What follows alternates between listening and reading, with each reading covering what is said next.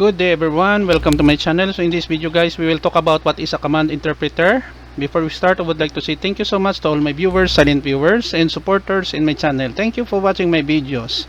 If you are new with my channel and then you like this video, please hit the like button. Don't forget to share and please support my channel guys if you're new by clicking the subscribe button. So let's begin. What is command interpreter? A command interpreter is a system software that understands and executes commands that are entered interactively by a human or from another program. Command interpreter is an important part of any operating system. It provides an interface between the user and the computer. Okay guys, so this is the end of our short video on what is command interpreter is all about.